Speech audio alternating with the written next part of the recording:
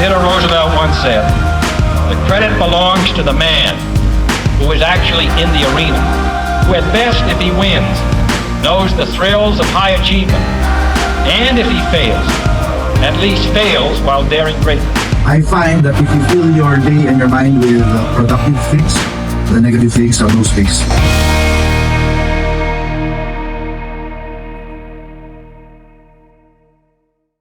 The world of startups has always been something that has intrigued me, and I'm sure it has interested a lot of people as well, entrepreneurs, business people who are, we read all about the big name startups in the US and other parts of the world.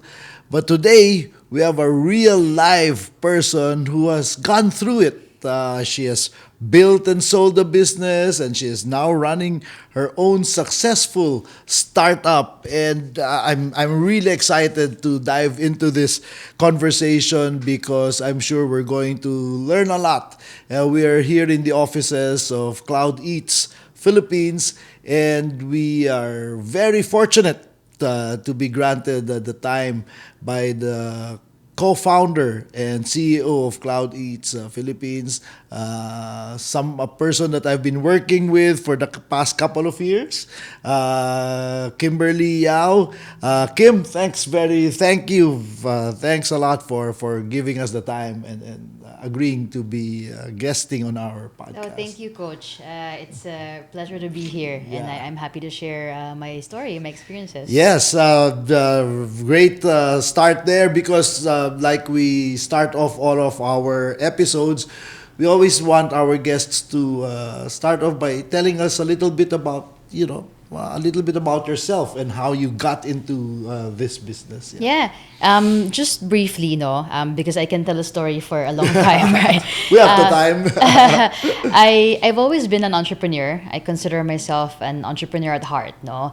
I guess it's the Chinese Filipino in me, and because of the way that I've been brought up, I've been a hard worker, no, since the beginning. In that time of my career, so to speak, I would say built more than a handful of businesses. Some of them have been very successful. Some of them also not so successful, and I think that's the way of how I learned, and how I got to where I am now, right? So building businesses from scratch, scaling them up, that's really been my experience for the last 15 years. Today, I'm a very proud Filipina startup founder. My second startup is called CloudEats. Very proud to be somebody who has pioneered this type of business in this industry. Maybe just a little bit of background. My first startup, I founded a company called Boozy back in 2017. We all know Boozy, right? It saved a lot of people during the pandemic, especially. And I think that was really my first foray into technology, right? Prior to that, I was in very traditional brick and mortar businesses. So Boozy was really my first tech-forward startup, right? And after exiting Boozy to one of the largest conglomerates in the country, I decided to venture out on my own again. So this time, still in technology, still in e-commerce, but more on food, right? Something which is closer to home for me, My parents used to own restaurants. I remember doing my homework in our Chinese restaurant. So it's very close to my heart, right? So gravitating towards a technology-powered restaurant group was really very interesting for me, right? So my now co-founder approached me back then, and he said, I want to build the restaurant of the future. Right? I said, what does it mean? What does it look like? Right? He said, it looks like a cloud restaurant, meaning it's an online-only store. We cook multiple brands, multiple cuisines from one location. And because it's a hyper-efficient operation, there's an opportunity to scale it up very quickly, right? With not so much capital, being very capital efficient. So today at CloudEats, we are building the restaurant group of the future. We have developed a portfolio of digital first brands. And I call it digital first because now we have also evolved to retail. We have built retail outlets for these digital first brands. Some of them you may know, Burger Beast, Sulit Chicken. We have these brands in the malls now. So I've been very fortunate to to build and scale a what I consider to be food service 2.0, right? Yeah. Yeah. So it's a lot of people they have this sexy notion about startups and entrepreneurship, right? It's exciting, masaya yan. It's I can make a lot of money quickly there. Yeah. But your experience it's not all roses, right? Can you tell us a little bit more about the pitfalls and the difficulties that you went through? Yeah. So I think the person who introduced myself and my co-founder ended up to be an investor in our company, in this company. The first thing he told me was, this is going to be the hardest thing you will ever do in your life, right? That was his selling point to me because he knows na I am the type of person who likes to do difficult challenges, right? And I think at that time, I laughed it off and I didn't realize that he really meant it, right? Because he was a startup founder himself, no? Now, more and more, I realized that it really is a huge gargantuan effort, right? It's a 24/7 job. So if people have a job from like 9 to 5, my job is 365 days a year, 24/7. Even when I'm sleeping, I'm dreaming about work, right? So first of all, let me interrupt you there. Yeah. One of the myths that we want to explode, a lot of people say who are in corporate now, I want to set up na my own business so I can relax, so that baliktad, di ba? It's the On the opposite. contrary. Yeah. Because when you run your own business, you're doing everything, right? I mean, you have your own time in Yeah. that sense, but you choose to do work on the business when you have any time at all because you want it to succeed because it's your own, right? Correct. Yeah. So think again if that's really what you want to do. So Yeah. So that's one part of the hidden, the things that people don't really know about a startup or running your own business. Continue. But at the same time, it's also very fulfilling, right? The sense of fulfillment you get from building something from scratch, seeing it grow, going through phases, ups and downs, highs and lows. I think that one you can't replace that with a different career experience. I'm not saying that this is better than corporate. Obviously there are pros and cons. Oh, yes. But if you're a person like me, bit strange, right? Different kind, uncommon, I would say, who really likes like tough challenges, then entrepreneurship is fantastic. Yeah. Just a disclaimer, I work with Kim as well on their leadership and team development programs. When we started, they were not even 50 or 40 or something employees, and now you've doubled. You're about 80 already. We have about right? 80 in corporate, Yes. and then in operations there's another 500 or so in Philippines. Yes. In Vietnam, there's another 30 people in corporate and another 250 or so. So overall, about 1,100 people in the two countries. So obviously things are going. I mean, there's still a lot of challenges, but you're growing. CloudEats, aside from expanding and growing in the Philippines, you're already 2-3 years in Vietnam, right? Yep, 2 years in Vietnam. 2 years in Yeah. Vietnam, 5 years in the Philippines, about to open in a couple more markets as well. What are the top 3 lessons that you can share or impart of all the things? I mean, isipin mo na lahat yung pinagdaanan mo, but the 3 lessons that you want to impart to our listeners, to our audience now. The first one I would say, and the most important one, is what we were just talking about, right? People. No, I think that hiring, training, developing, keeping, retaining the right people is as important is most important thing, right? Because it takes a village to do anything, right? Even if Very you're well like a put, doctor, a lawyer, even if you're a single solo proprietor, there's so many people, so many things that you need to put together and all of those things need to work so that you can be successful, right? So for me, one is really I've changed how I hire people, what questions I ask them over time, how I see them as a culture fit or not, also in terms of retention. So I've tried to focus more on that part, no, on people. The second thing is, I would say that a business is nothing without the economics making sense, right? And I know the finance part, the accounting part is the least sexy thing about running a business.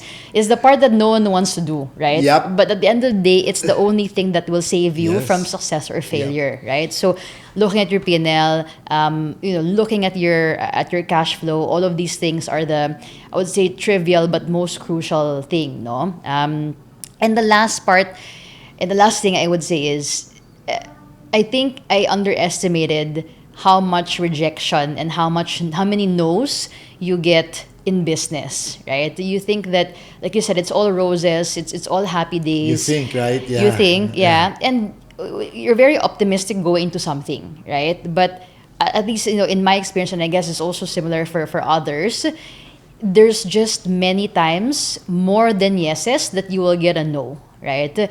And I guess the how you get back up from that no, how much grit you have in terms of rejection, no's, it's never gonna work, what you're doing is crazy, blah blah blah. How you get up from that and grow and develop is gonna spell how successful you become or how much of a failure it is, right? So those I think would be the three things for me. So the people, the economics.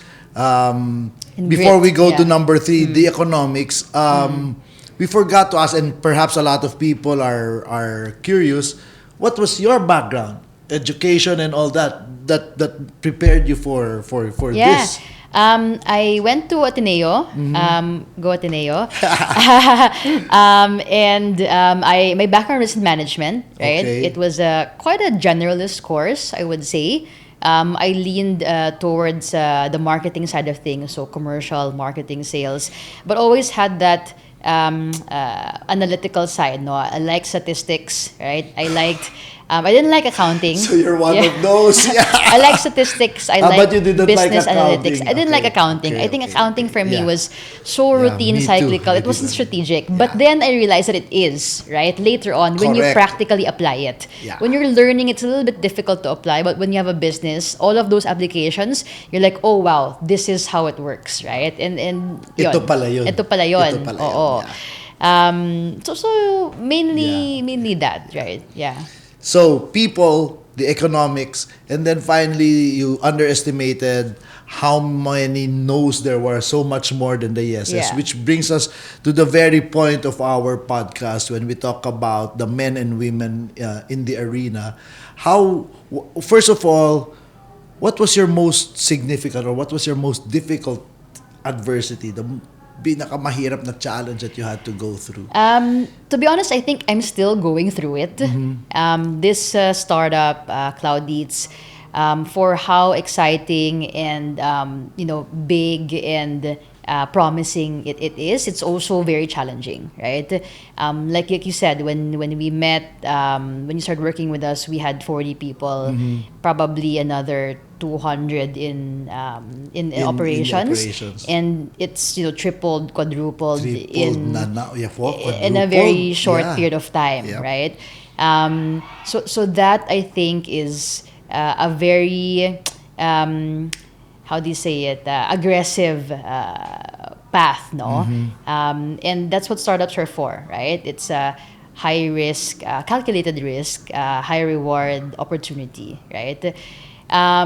So yun, I'm still going through You're it. going through. So how do you Yeah. characterize that adversity? The growing, or I the think for scaling? me, it's the scaling up scaling, and developing myself as a leader through the different phases of the business. So if you ask me in year 1, I did everything myself because we had no people. You have no money to pay experienced professionals. So you have to do everything guerrilla yourself, right?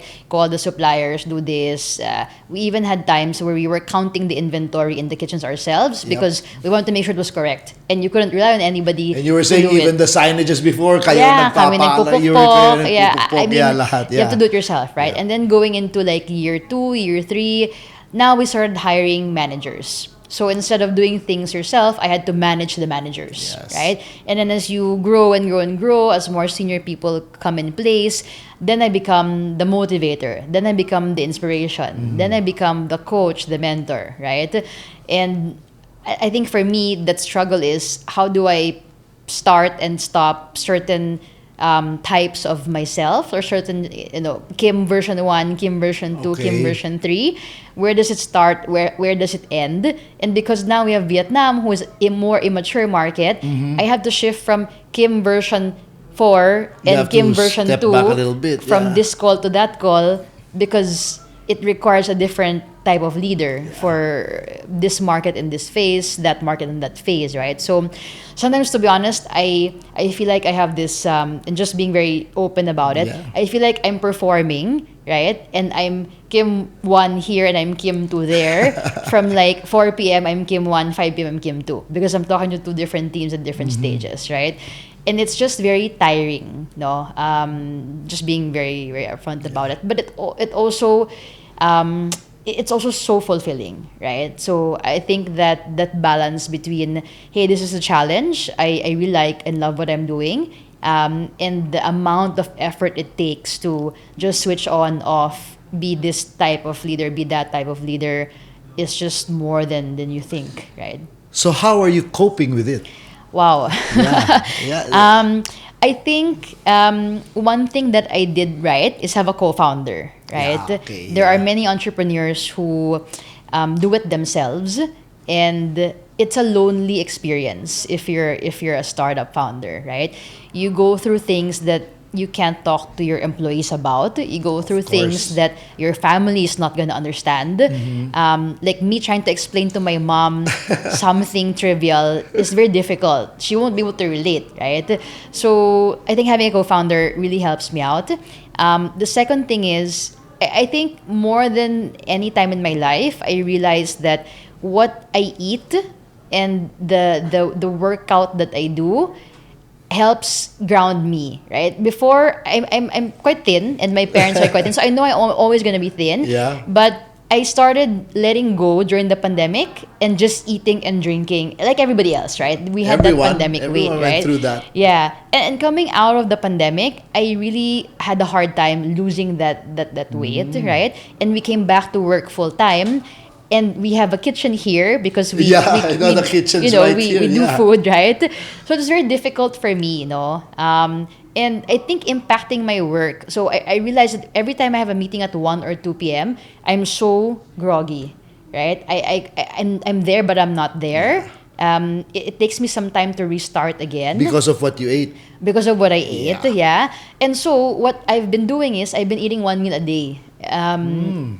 Call it whatever you want, intermittent Yeah, fasting or whatever a it lot is. of different- But for me, out of I guess lack of time, and also that mental clarity that I'm trying to achieve, I eat only one meal a day, so dinner, right? So after work, I eat, and then like today I haven't eaten. I'll probably eat later, when we Oh see yeah, you Cliff have and your them, celebration, right? yeah. But that's it, right? And I think it's people downplay the impact of your personal activities to work a lot, right? But I think it's such a direct correlation.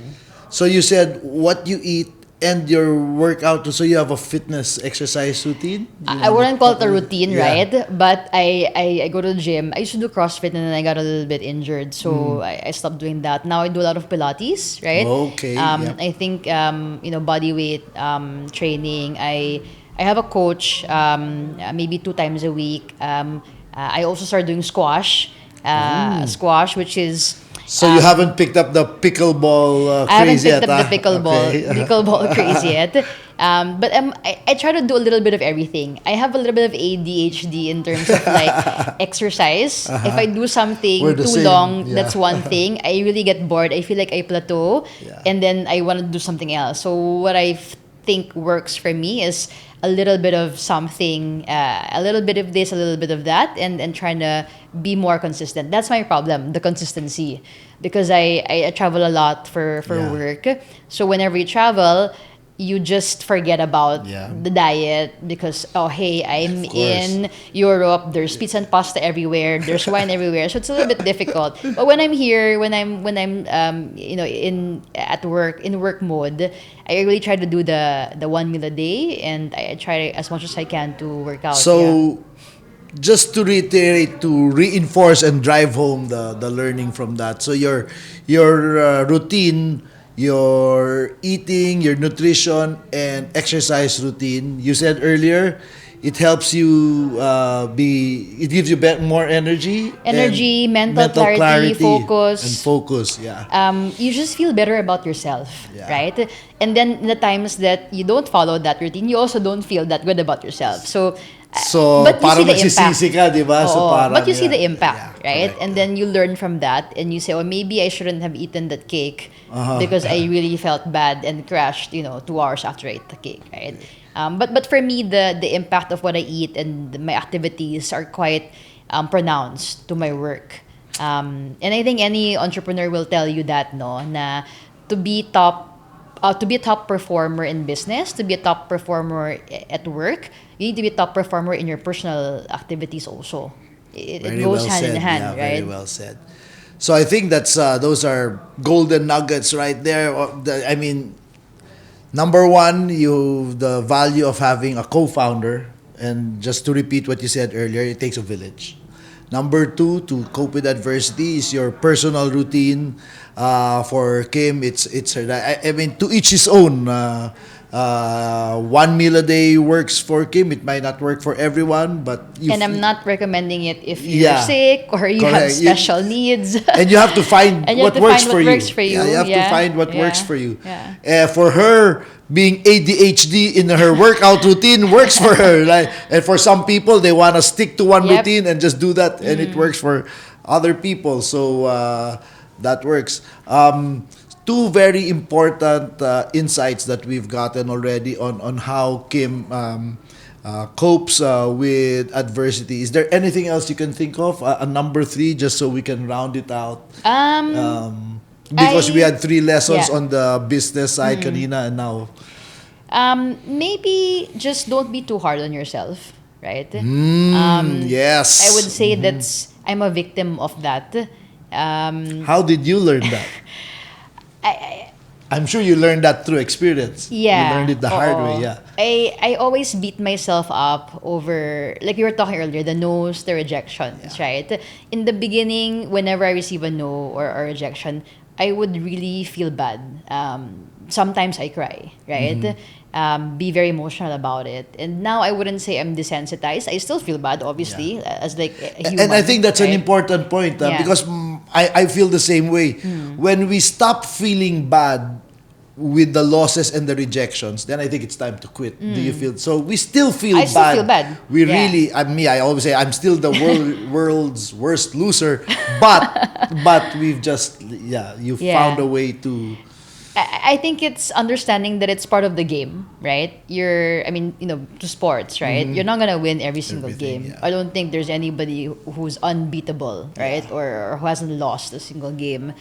I think understanding it's part of the game, and what you can do to avoid losing, obviously, and learn from all of those losses or the rejections, is the third thing that I would say. No. Yeah. So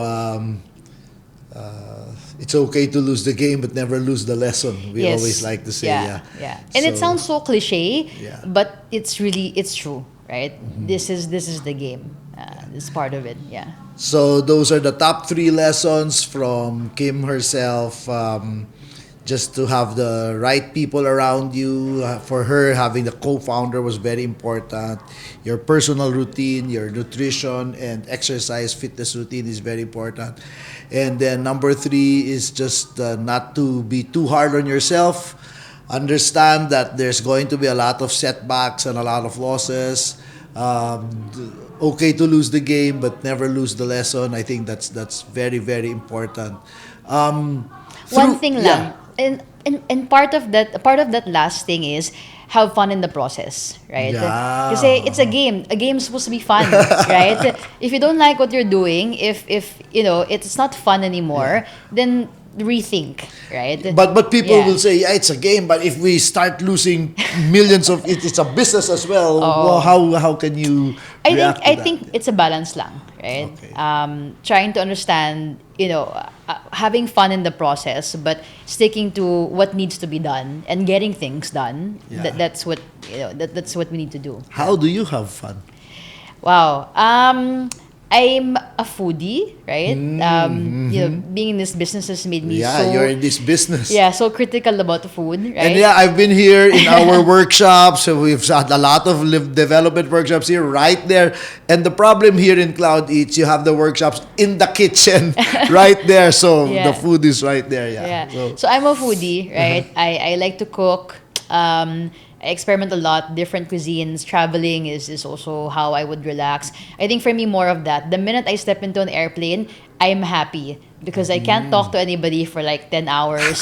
I'm just watching movies, which I never have time. So yeah, it's really food and That's traveling for me. Yeah. Great. Through all this, and we're kind of wrapping up our episode, what is your superpower? If someone would ask you, what's your superpower? I think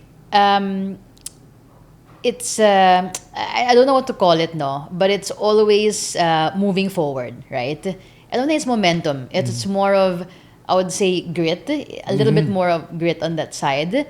Yeah, my co-founder has told me I'm like a machine, no. I just keep going, right? And I think a lot of people have trouble dealing with adversity, dealing with challenges, and a lot of people give up because Yeah. it's hard. It's because you don't want to take the next step, right? And for me, I just keep going, and I think in a sense that's something that not many people have. So I don't know if you consider it a superpower, but Yeah, that, well, I would say, it is. Yeah. And so I'm curious, and I hope you don't mind, because a lot of people that we've talked to, especially when you talk about, grit, being resilient, a lot of times we say yung lumaki kasi sa hirap, di ba? But I hope you don't mind, but it doesn't seem to apply to you, right? So how did you develop that? It's not inborn, di ba? It's not. But how do you think you developed that? I don't think there's one thing I can pinpoint, no. But I think it's a combination of my experiences. I would say after university, in my first few career formative years, right? I worked with a group of people who were older than me by about 10 years, right? So I was the youngest in that group. They were more mature than me. They had a lot more money than me. And so when I saw how much I could, be like them in a shorter period of time, I just got really inspired to work hard, right? Because I was exposed to, I would say, a more mature group of people who are my friends, right? Who became my mentors, who became my my Yes. idols, right? Kumbaga. So the value of mentorship. Yeah, and I got so exposed to what they had that I didn't have, what that I could have if I really worked hard, right? So I told myself, look, if I want to be like them in half the time that they got there, I have to work my ass off, right? And I think that's one. The other thing is, for one reason or another, I was very fortunate to have traveled a lot, right? My parents took me to many different weird places. I mean, I was very young. They took us to Egypt. So my parents were travelers as well, right? And I think my love for traveling is not just the act of traveling and going on a holiday, but it's more of being exposed to what's out there, like the bigger world, right? And I think for me, it's like if I live in the Philippines and we don't have fast internet, we don't have things that work all the time. How can I take my experiences in other countries where everything works all the time and bring it here, And make it work right? here, And make yeah. it work here, no? So that's been for me like a motivation, right? Because I see in other more developed countries what it could be, and I tell myself, bakit hindi yun pwede dito? Right? Why can't we do that here? And so I just got so motivated to make the best out of myself, to make the best out of my businesses. And I think that, so that having the mentors combined with my, experiences, cultural, whatever it is, right? In just this brief time that we're talking, kind of the being a Filipina, that pride comes out when you're talking. Is that something that that you're consciously advocating? You're proud to be a Filipina, a female successful startup entrepreneur. Yeah. So when I became a Filipino entrepreneur, obviously I wasn't labeling myself as that. I was actually labeled as that by other people. Yeah, you got an award. Yeah. And I realized that there's a way on how I can help other young women be inspired and say, oh, if she can do it, maybe I can do it too, right? And so now I'm more consciously looking into how I can develop that more and how I can help and pay back, right? So like now I advise a female-founded startup here in the Philippines, also help them with, how to scale your startup, just advice in that sense on a not so formal capacity, but there's some interaction there, and I want to keep doing that, right? Nice. There's also a paid forward, we're also part of this group called Endeavor, which is a network of entrepreneurs by entrepreneurs for entrepreneurs, and we do a lot of mentorship sessions also, right? We help younger entrepreneurs go through the process. What are they missing? How do you hire the right people? So everything that I learned, I can share it with someone else, right? And all your mistakes as well. Exactly. Yes, Mostly the mistakes, important. because you don't want them to repeat what you already did wrong. Exactly, yeah. Right? So that's great. I mean, it's something that I think we share, we have in common, and that's why we're very proud, we're very honored to have you, because the desire to pay it forward, I think hopefully in with all of our episodes, and hopefully that message always comes out. In the end, we're here. If we can, if we can inspire just one person, then it's all worth it, right? Yeah, I agree. Yep. So, on that note, we'd like to thank you again, Thank you. Kim. We really look forward to more success, and hopefully we'll see a lot more of you around, and both of us we continue working together. But ladies and gentlemen, it's our honor to have Kim guesting, but her story is very inspiring, and I hope we've been able to paint a pretty good picture of what it is to be a startup entrepreneur, the pitfalls, the difficulties, and most importantly, what are the lessons? What's most important, and the very point of the podcast, how you can deal with adversity, how you cope with adversity, and what are the lessons learned from it. So, ladies and gentlemen, Kim Yao, again, we'd like to thank you, and we'll catch you again on the next episode of Coaching Chronicles, the men and women in the arena.